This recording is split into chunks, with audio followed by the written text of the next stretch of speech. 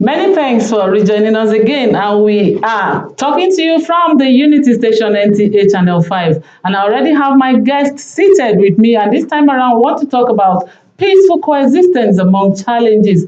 And I have a peace advocate to do justice to this topic before us. Help me welcome Bishop Fred Samuel Kaka, who is a peace advocate, like I told you, and also a founder forum of Pastors for Peace and Reconciliation Initiative. You're welcome to the program. Thank you so much. I'm glad to see you today. And we are glad to see you as well. Thank you. Okay. This is a point we need to preach peace, talk about peace as a nation, Nigeria. And we account it privilege that we have you to talk to us on peace. And as we look at peace from your perspective, let's start this way. What are the key principles of peaceful coexistence in a diverse society? Thank you. When God created us, He made us in His own image. In the image of God, there is peace. In the blood of God, there is peace. And whoever God has created should have the image of God. Now, the keys of peaceful coexistence is love. Okay. Love is in God, and God is love. When you remove love from God, there is no God again. He lived to be God because He has love in Him. Every human being that is created by God must have love. So the number one key is love.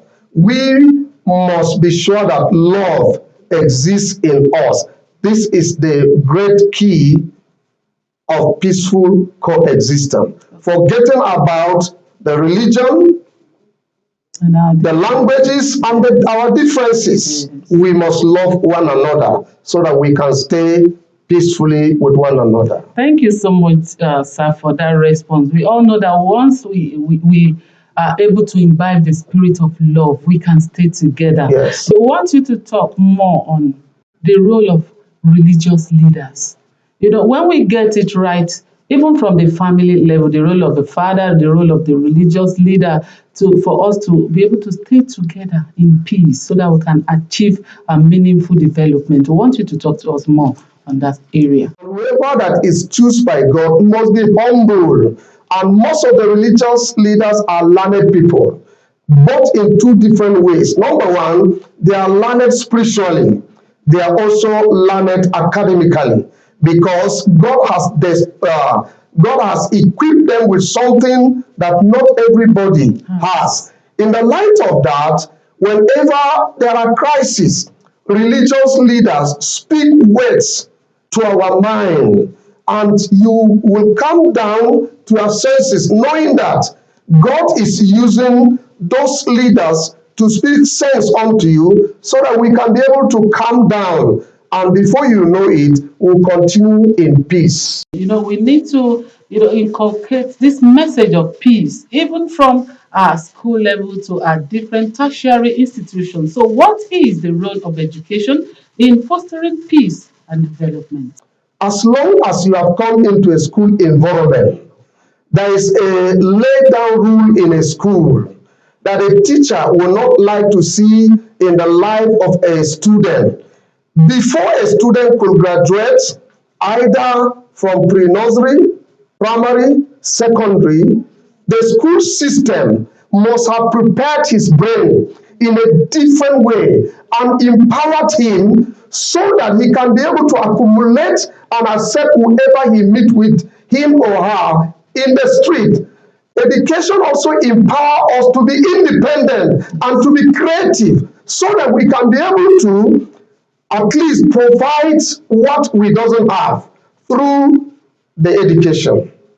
This is what education does in the life of people. Thank you so much. Okay, we have a very important question here. Okay. You know, you responded initially, you say, peace is not the absence of war, but it is for us to be able to understand one another, to stay together in agreement. Yes. Now, how can conflict resolution strategies be applied to maintain peaceful coexistence in times of tensions and agitation? Well, first and foremost, you need to identify the problem. Okay.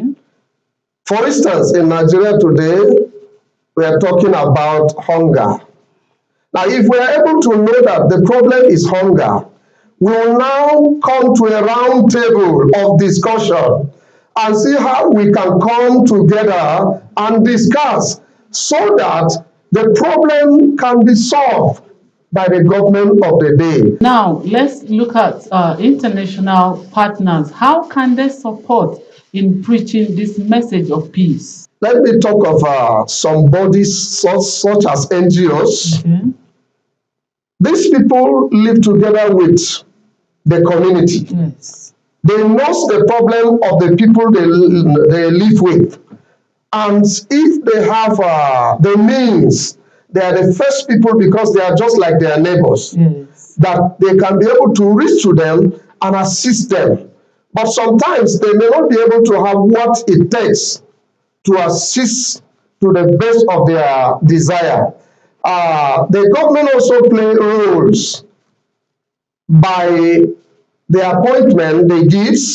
They play roles through providing means of her citizen to be able to cross to the other country and also provide some means of livelihood. Okay. In providing means of livelihood, how can youth engagement and empowerment help in promoting peaceful coexistence? The country belongs to the youth. Okay. We are all materials in the hands of God. Youths are the soldiers of the country because they own the country. Why I say this is, they have the power that they can be able to work the modality of providing such as food. If youths can be used, they can be able to solve most of the problem we are passing through. Okay. And as long as youth does not come to know their role that they will play, actually there's going to be problem. Yes. Government alone cannot be able to provide a means of everybody, but the youth can do that if they are supported. They can do extra mail. Okay. Yes. All right. Quickly before we go, because I've been given time, we want you to talk to us a little about the risk potential of challenges, aftermath of any problem. Thank you. I am hereby calling all Nigerians, saying that we only know the beginning of something. Nobody knows the end.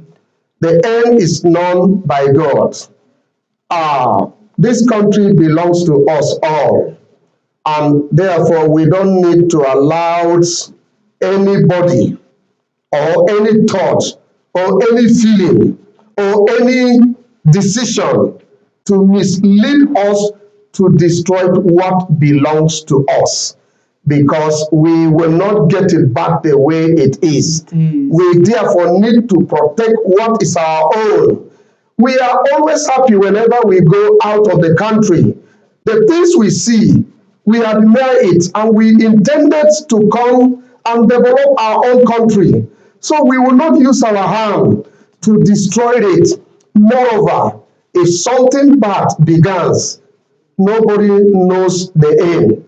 It may affect the person that thinks he or she is wise. It may affect the person. Therefore, I am calling on all the youth of our country that let us reason together. Tomorrow is better than today. And through dialogue, we can get it right. Thank you so much, sir, for your time with us on the program this morning. We do really appreciate your advice you give to us. As a nation, we do really appreciate your time, so sir. much. All right. God bless. Peace is all we need. Like I told you, to stay together and to live in harmony. So let's all embrace peace so that we can develop our nation, Nigeria, together. And we have been talking about peaceful coexistence among challenges with our peace advocate with us here in the studio this morning, Bishop Samuel Fred Kaka. He has told us a lot. Now let's go on this quick break. When we come back, good morning, Abuja, continue. Stay with us, please.